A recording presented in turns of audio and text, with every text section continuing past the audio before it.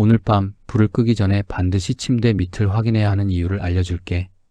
만약 어둠 속에서 창백한 얼굴에 귀 밑까지 기괴하게 찢어진 입술로 씩 웃고 있는 남자를 본다면 이미 늦은 거야.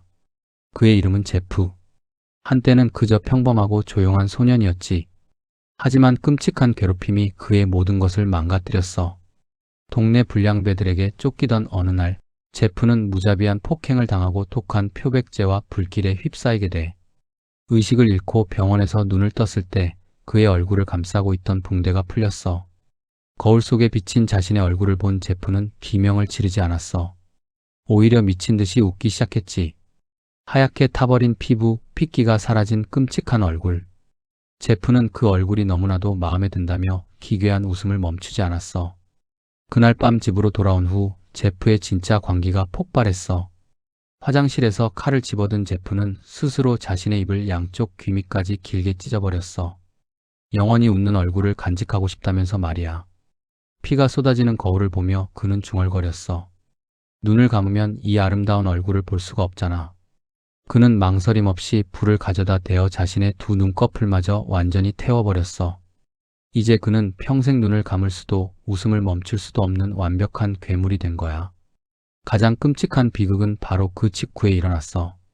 화장실에서 들려오는 기괴한 소리에 잠에서 깬 어머니가 피투성이가 된 제프를 발견했지.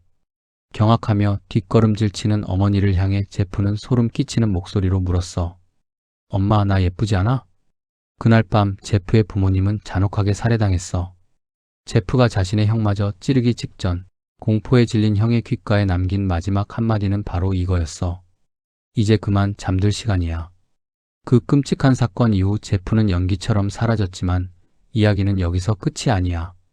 사람들은 그가 아직도 밤마다 열린 창문을 타고 집 안으로 들어온다고 말해. 오늘 밤 침대 밑에서 바스락거리는 소리가 나거나 묘한 그림자가 어른거린다면 절대 눈을 뜨지 마. 억지로 눈을 뜨고 있는 창백한 괴물이 침대 밑에서 기어 나와 내 귓가에 대고 잠들 시간이야 라고 속삭일지도 모르니까. 길을 걷다 무언가 이상한 위화감을 느껴본 적 있으신가요? 평범한 벽인데 왠지 통과할 수 있을 것 같고 바닥에 타일 하나가 미세하게 어긋나 있는 그런 순간 말입니다. 만약 그런 곳을 잘못 밟거나 기대게 된다면 우리는 현실 세계의 물리적 오류, 이른바 노클립 현상을 겪게 될지도 모릅니다. 현실의 틈새를 뚫고 끝없이 추락하다 정신을 차렸을 때 당신을 반기는 건 익숙한 내방이 아닙니다. 코를 찌르는 축축하고 오래된 곰팡이 핀 카펫의 냄새, 눈이 아플 정도로 낡고 촌스러운 노란색 벽지, 그리고 머릿속을 긁어대는 듯한 형광등의 불쾌한 기계음뿐이죠. 이곳이 바로 전 세계 인터넷을 공포로 몰아넣은 도시 전설, 백룸입니다. 이곳은 당신이 알던 상식이 통하지 않는 무한의 미로입니다. 지구 표면적의 3배가 넘는 약 15억 제곱킬로미터에 달하는 기괴한 방들이 무작위로 연결되어 있죠. 문을 열고 나가도 코너를 돌아도 똑같은 노란색 방이 끝없이 반복될 뿐입니다. 창문도 없고 시계도 의미를 잃어버린 이곳에서는 내가 몇 시간을 걸었는지 며칠을 헤맸는지조차 알 수 없습니다. 오직 끝없는 노란색의 지옥만이 펼쳐져 있죠. 가장 끔찍한 건 이곳에 떨어졌을 때 뼛속까지 스며드는 절대적인 고립감입니다. 미친 듯이 살려달라 소리를 질러도 돌아오는 건 공허한 메아리와 웅웅거리는 형광등 소리뿐입니다. 하지만 진짜 공포는 내가 이 거대한 공간에 완전히 혼자 남겨졌다는 사실이 아닙니다. 오히려 최악의 상황은 끝없는 고요 속에서 문득 내 발소리가 아닌 다른 무언가의 발소리가 들려오기 시작할 때입니다.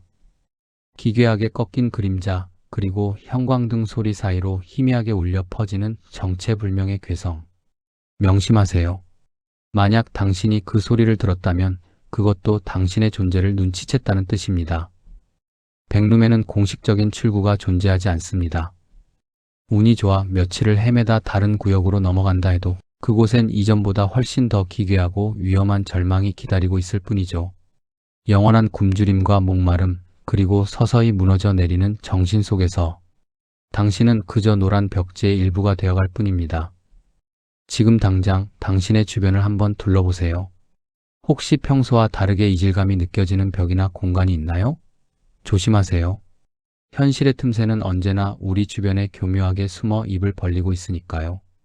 평범해 보이는 그곳을 향한 잘못된 발걸음 단 한 번이면 당신은 영원히 이 축축하고 노란 미로 속을 헤매야 할지도 모릅니다.